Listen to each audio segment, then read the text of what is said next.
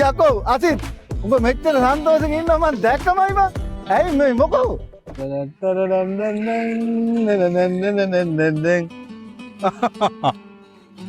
සතුටු නැද්ද බං? ඈ දික්ක සාදේ හම්බුණා. අම්මට උඩු. සිරාවටම ඔව් බං. යකෝ දික්කසාද හම්බුණා මෙච්චර සන්තෝෂෙන් ඉන්නේ.